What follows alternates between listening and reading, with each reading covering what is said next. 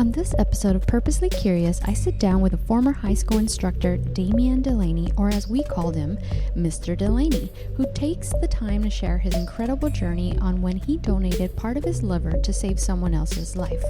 I learned so much about liver donation, and it is amazing that there are wonderful people out there willing to donate a part of themselves to help those in need.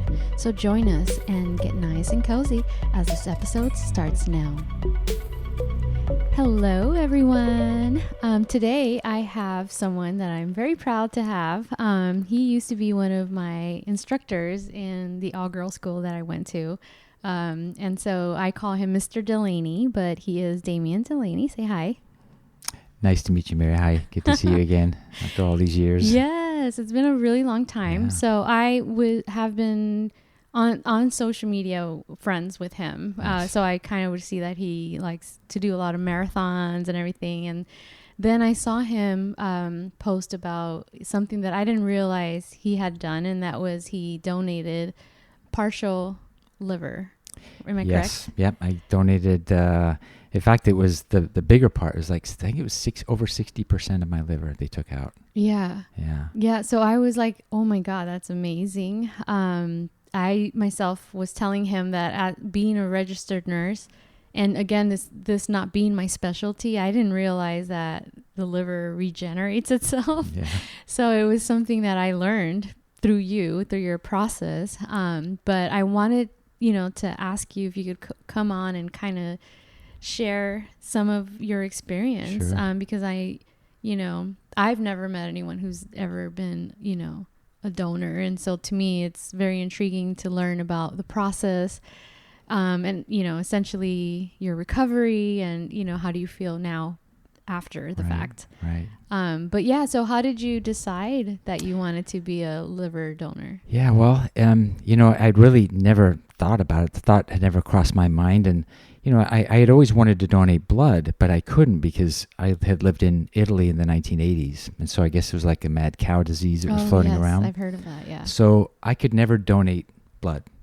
And the thought of organ donation really never crossed my mind until a few years ago when I was reunited with a friend who I'd known for many years, and she's very athletic, and we were both really good runners. We were running buddies. We used to run like regularly every week. And I kind of found that every time we go out for a run, we'd go about 10 miles. It was like an average length. Usually around mile 8, she'd start to complain about a side ache. This happened like every single time. And I told her, maybe you should watch what you're eating beforehand, or, and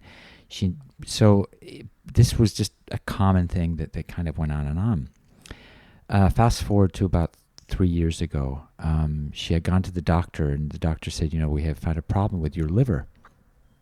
You have cysts on your liver. So they started doing different experiments and came to the conclusion that she needed liver surgery, that this is the only way that it would be cured. So she told me about it, and she said, I've got some people lined up who would like to donate. She said, unfortunately, my own family can't do it because it's an hereditary thing. They probably have the same liver disorder, so they can't donate. So she said, I have some high school friends who have stepped forward, and kind of one by one, each one of them either didn't pass the initial test or they just dropped out. Yeah. And so one day, one of her sisters, my friend's name is Xochitl, one of her sisters came to me and said, can you please go on social media and write up an urgent request to help my sister because she's in really a bad place. And so I said, sure, I'd love to help out. And as I'm writing this little paragraph to put on social media, I thought, I'm supposed to be one of her best friends, and I haven't even stepped up to even see if I could donate. Mm-hmm. So I sent out the thing on social media, and then I told her, I said, I'm going to go to my doctor. I don't even know what blood type I am. But I said, if I happen to be the same blood type, which was O positive, if I'm the same blood type, then I will donate. So sure enough, 2 weeks later, I finally got the result back, and I found out I was a match. Yeah. So I went to her. I said, you know what? I'll be willing to go through the process for you. So to donate, you have to have the same blood type. It really does. Yes, you do. It really does. Yeah. Okay. Yeah, it really does. Not only the same blood type, but there has to be kind of I can't remember how you'd say it exactly, but there has to be a proper proportion. So you have to kind of be the same body size, and so there has to be matching in many different levels. Yeah. Yeah. Yeah. So then you found out you were a match. It's a match. And so she said, well, here's the nurse coordinator at USC Keck. So, I contacted her and downloaded the form and filled it out. And so they made an appointment. They said, we'll schedule an appointment.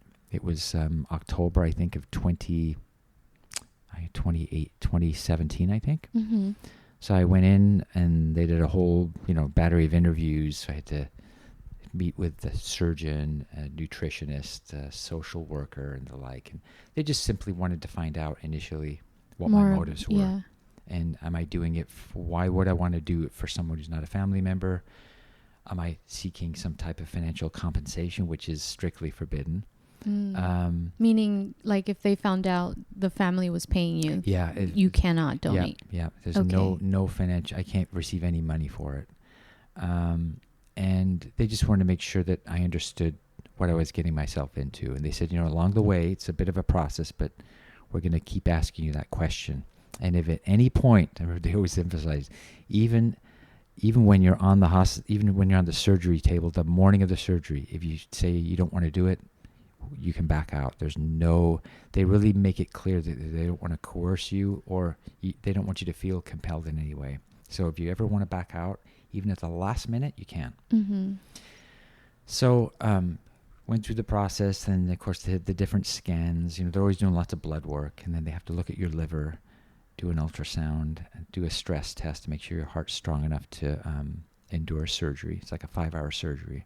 Wow. And so all that stuff I went through, and I passed everything. I had one little glitch. They had found something irregular in my heartbeat, so they had to do another additional test. Mm-hmm. And then so I passed all that stuff. And so the process started in October, and eventually we set a surgery date for April of the following year, April of 2018. So in March, we went in for our final pre-surgery, meeting. And also, so my friend Xochitl, she had her team. I have my own team. Oh, okay. And privacy is at a premium, especially for me. So she would never know what was going on my side, and I would never know what was going on her side. So the last meeting, we, went through everything, signed all the papers and everything. And I remember walking out with all, they told me what I would have to do on the day of the surgery. They gave me all the pre-prep stuff. And I was waiting for her. It's taking a bit of time. She eventually came down and she said, well, I got some news for you. The surgery's been canceled. And I thought, wow, what happened? They said, well, she said that apparently her mal score, so the basically how the condition of her liver was at a point where they couldn't do the surgery, so they had to cancel it. Like it got worse? It got better somehow. Oh, it got better. Yeah, okay. It somehow got better to the point where they couldn't do the surgery. Like she didn't fit the criteria to be eligible for a donor. And so, I was like kind of flabbergasted. I thought, wow. And I was happy. I thought, well, it's a good thing. And it was funny because, this had been several months of a process for me. And at first I was a little bit scared to even think about it. But I had kind of, through the whole process, I'd thought about it, kind of prayed about it. I'd come to the point where I was okay donating. I was perfectly comfortable and ready to do it. Mm-hmm. So when she came down and said, it's been canceled, I remember thinking to myself, I guess I still felt kind of incomplete. I'd gone through all this work to donate. Yeah. So I remember we went our separate ways, and I got into my car, and then I thought, you know what, I'm going to go back upstairs. So I went back upstairs to find my coordinator of my team, and I said, I'm pretty surprised, but, I still want to donate. So I said, if you can find someone who needs the liver, let me know. I'm ready. I've gone through all the process. Yeah. So this was March of 2018. Yeah. Now, before we get to that part, When you told your friend that you were a match and you were going to do this process, what was her reaction? It was mixed. Yeah. She kind of, it was funny. She kind of didn't want me to do it. Oh. And I think she was, she told me later that she didn't want anything to happen to me. Oh. She basically said, there's a sense of guilt. If anything happened to me, then, she really wouldn't be able to live with herself. And there is a significant risk. I mean, over and over again, in fact, they make you sign a legal document stating that you can't, there's a 1 in 300 chance that you could die. Mm. There's a risk for every donor that donates. Oh.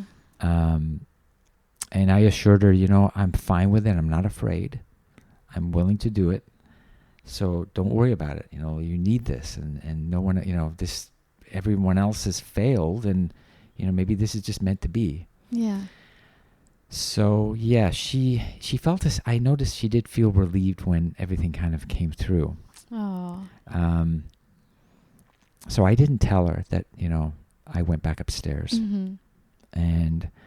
And so I was told right away. I met with my surgeon, and I said, his name was Dr. Yuri Genik. He's like one of the big, still one of the big surgeons down there. And he said, well, maybe we can find a child. Maybe we'll find someone. Sometimes, maybe a few days, maybe. So were they surprised that you came back? They were, yeah. Yeah, they were like, like what? Like they were a bit surprised, yeah. So they don't get that often. So they don't get that often, no. So wow, that's really honorable of you. Again, I think I probably would have been like, okay, it's canceled, and I don't know that I would go back upstairs. So that is truly amazing. I just felt, I don't know, just for me. I mean, I felt like I still hadn't. I was so mentally prepared to go through with everything. Yeah. That, I just, again, I just wanted to do it. So that was March. April, May, June, July, nothing. And I got to the point in the summer, I was on vacation in Oregon. It just wasn't going to happen, which is fine. I thought, you know what? I gave it. And I remember I spoke to some of my friends about it. And they had said that,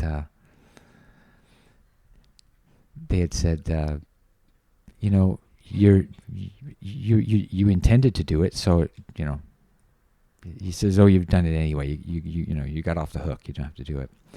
And so I started making plans. So I had signed up for 100. I thought, I've always wanted to do a 100-mile ultramarathon. And I found one in December that I wanted to do. So I signed up for that, kind of started my life and just kept it going. And then I remember I came back for school, and it was one morning in, I think it was August, and the phone rang, and it was USC. And it was my nurse coordinator. She said, guess what? We found a match. Mm. And she said, do you still want to go through with it? And I, without hesitation, I said, yeah, sure. I was about to ask you, what did you feel in that moment? You heard it. Like, what did your mind say to you? Well, part of it was like, right now, I mean, I just had all this free time. I had so much, I was so available for like months, and just started school. So I thought, well, I had already kind of had to ask permission for some time off for the first initial surgery, which never happened. So I knew there was going to be some opposition from my employer. But I said, you know what, let's do it. And so I basically pulled out my calendar right there. They said we have a woman, she's 29, and she's married, and her husband is not a match. And you're a perfect match for her. That's all we can tell you. And so they said, when can we do it? How soon can we do it? So I basically said, okay, this is August.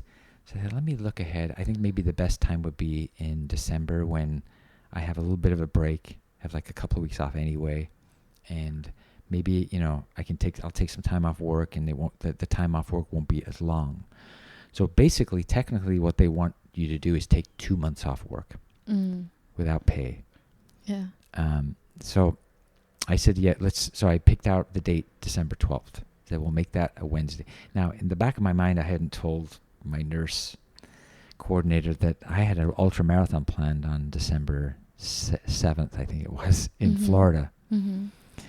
And I figured, you know, I'm not going to tell him about it. I'll be fine. I'll do that run and do the surgery. It's not going to be a big deal. Anyway, so left everything like that. And then the next thing was to tell my boss. Mm-hmm. And I went into my boss and said, you know what? I know we tried to coordinate something for a surgery in April, but this time they have a person who really needs a surgery. And can I take the time off to donate? And she said, no. No. She said, no, you already took a couple of weeks off in the spring, and I don't think, down Los Angeles, the Archdiocese doesn't want you to do this, because I work for the Archdiocese of Los Angeles. And it sounded a bit sketchy to me. I didn't really know what my rights were. So I called up my best friend, who's an attorney, and I basically said, here's my situation. My boss is telling me she doesn't want me to do this. What legal recourse do I have? And then he did a little bit of homework, and he got back to me and said, you know what? Your boss can't tell you that. You have every right to donate an organ. It's a law. You don't have to ask permission to do it. That by law, your employer has to give you time off. So, and then I called the downtown Los Angeles, and I asked them, I said, this is what I'd like to do. And when you say downtown Los Angeles, the Catholic Church, okay. Archdiocese of Los Angeles. Yeah. And they were like, gosh, you know what? We don't know. We've never had anyone ask for this request before. Let me get back to you on that. So about an hour later, I got a phone call and saying, yeah, you can do this. It's within your rights. No one's ever asked for permission to donate a part of your liver. So I got all the paperwork, went to my boss and said, I'm sorry, but I don't have to ask your permission. This is my right. I'm going to do it. So to make a long story short, she made it very difficult for me, which was very, very disheartening. Yeah. But reluctantly, she caved in, and she didn't have a choice at that point. She didn't have a choice. But she said basically, you still have to take the time off, and you're going to have to find substitute teachers to substitute. I mean, she made it really hard, and that really bothered me. But so anyway, as it turned out, when we got to December, I had sustained a bit of a leg injury, so I couldn't do the ultramarathon. I had flown all the way to Florida anyway, and as it turned out, I couldn't do that run. I had to pull out at the last minute, but I went out there anyway for a few days, flew back, and then started getting mentally prepared for the surgery. And do you think that was God telling you? Yeah, you don't need to. I was worried about doing that long. I thought, is this really smart to do such 100 miles is a long, stressful, thing on your body, and then to go from there into a big major surgery. I don't think it would have turned out well. But as it turned out, I came back and then got ready for the surgery, and it was funny because they kept telling me over and over again, remember, you can say no up until the last minute, And the morning of the surgery, went in, did all the pre-op stuff, and then they had some media people there, had me sign. It was very confusing, a lot of stuff going on. Did you know the media was going to be there? They had said they wanted yes, they said that they wanted the media because it was kind of a rare thing, and they wanted to do stories on it. So to sign the paperwork. This is USC Keck. USC Keck, and then CBS also said they wanted to do something. But it was just a matter of signing a lot of paperwork. Yeah. But, pre-surgery, there's a lot of stuff going on. Nurses are telling me this, and then a doctor had to come in to do a epidural on my spine, and I'm thinking, I wonder if I'm going to be okay by the time I get to the surgery table. Would I say no? And funny enough, once the doctor put the epidural needle in, I was out. Oh, wow. Yeah. And the next thing I remember was my sister whispering in my ear, Damien, there's a visitor here to see you. And and when I tried to open my eyes, the room was spinning. And then I realized I was in recovery. Oh, wow. So literally, it was like a split second. Yeah. And then, it was a matter of, going into ICU for a day. And were you scared? I don't remember. You woke up in recovery, or no, I wasn't scared. I was dizzy. I felt really tired and dizzy. And then I remember falling asleep again. And then in the middle of the night, I woke up in ICU, and I didn't feel well. I wanted to throw up. Mm-hmm. So my heart rate was beating a little faster, and they're putting all these tubes in, and my sister's taking pictures, and it's like, smile. And it's like, okay. You're So, like, I don't feel like, good. I remember telling her, I don't feel good. Please don't take pictures. How cute. And and so it was a little bit frantic there, but luckily I didn't throw up, and that passed. And then they transferred me down to a normal room, and then started my recovery. And the next day they had me up walking. Did your incision site hurt? Yes, they were very tender, and I remember right away they had to start doing ultrasounds. I think during that first, so the recovery was a week in the hospital, and so the day after they had to do an ultrasound. And so the ultrasound tech told me, I'm sorry, I'm gonna have to press down hard on your incision. And that was hard. Yeah. So it was sore, very sore. But they had me pretty drugged up with painkillers, but it still was tender. But the recovery went well overall. Yeah. A few little glitches I had, but and then unfortunately I didn't get a chance to. They tried to schedule a meeting between me and the recipient, but it just didn't happen. She wasn't feeling well at the time, so that wouldn't happen for about 3 months. Yeah. Now I read the article in the Keck. So she had like a terminal diagnosis. Is that what I read? Yeah, she had a terminal diagnosis. So I guess her body was fighting against her own liver. Yeah. So then, you're recovered. You're gonna meet her. How did you feel at the idea of meeting the person you maybe it gave them more life? I mean, that must have been. What were you feeling? I mean. Yeah, it was funny. Well, it kind of So what I was told was, they would have first, would I want to meet her? And then I said, sure, it would be great to meet them. So they said, okay, we're going to set up a room at the hospital, and it'll just be you and her, and then we'll have cameras rolling, if you don't mind.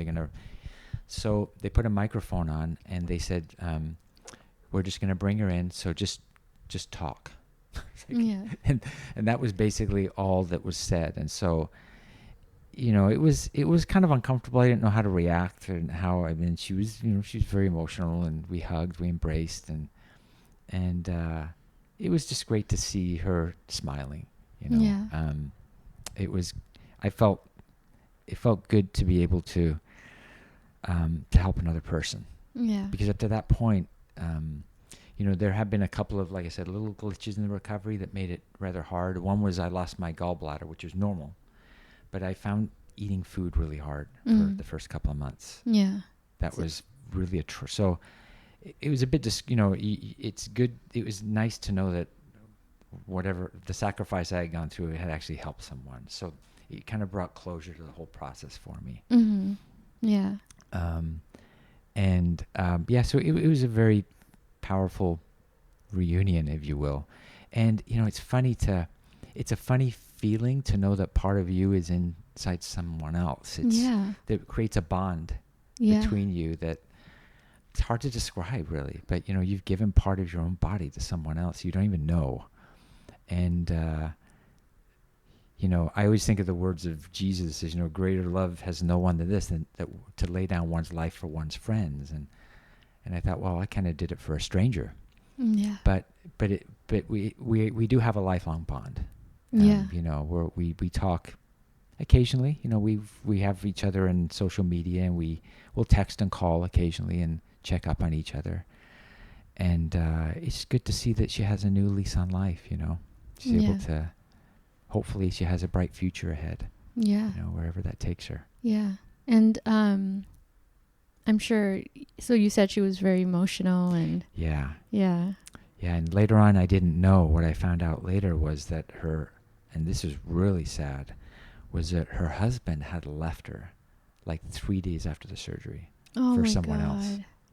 So on top of recovering from the surgery, which is a huge surgery, huge thing, she gets this text message from her husband saying, "You know what, I'm leaving you." And that, how can you deal with all that that emotional, physical. So she was just overwhelmed with grief and whatever else was going on here. So, yeah. But she's doing a lot better now. I mean, like I say, she has a future, and I know she's starting to travel a bit. Yeah. Which is good, and that's good. I'm so happy for her.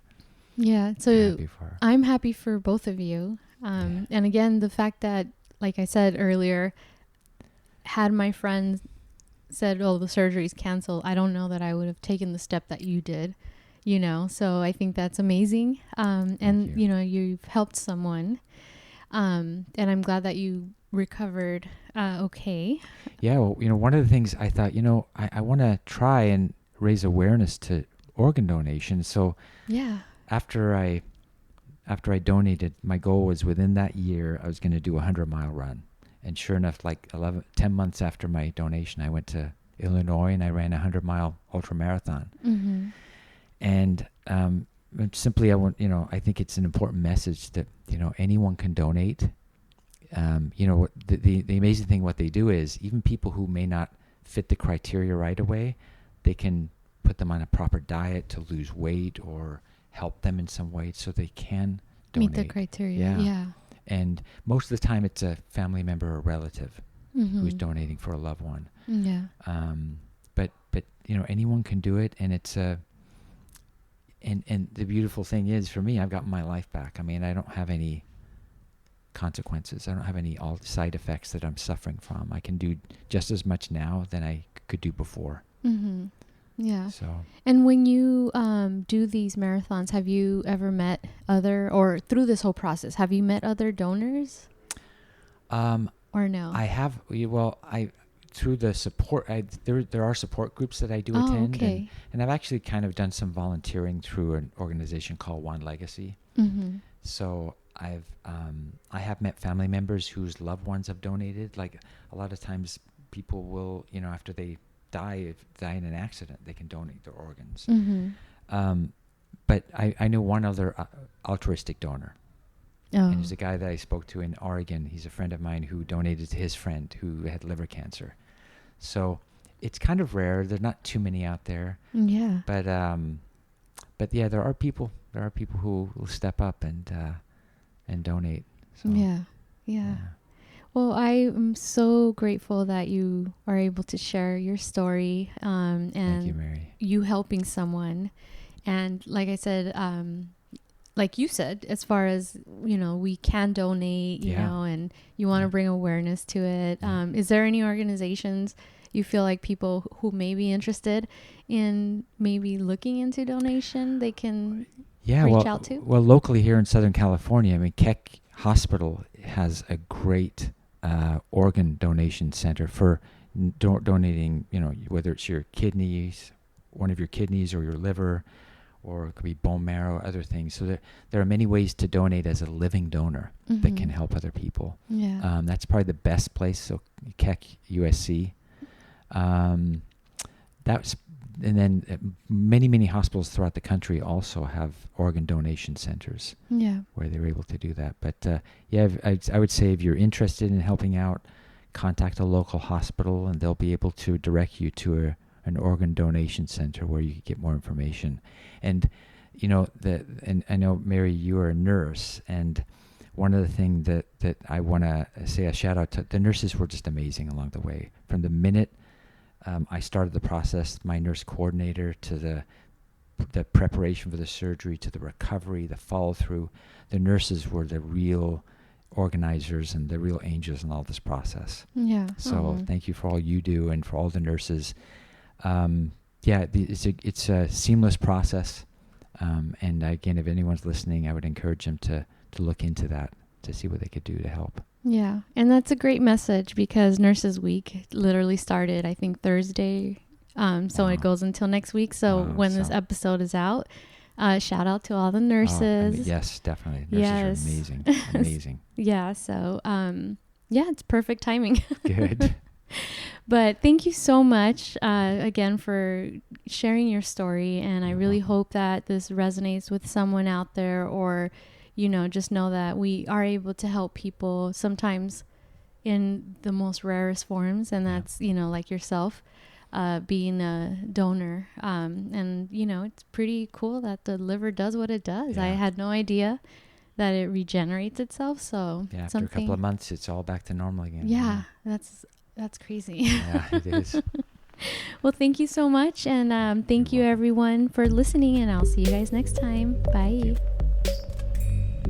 That was episode 57 of the Purposely Curious podcast. Make sure to subscribe on Apple Podcasts, Spotify, and on most podcast platforms. And follow us on social media at Purposely Curious on Instagram and at Purposely C Pod on Twitter.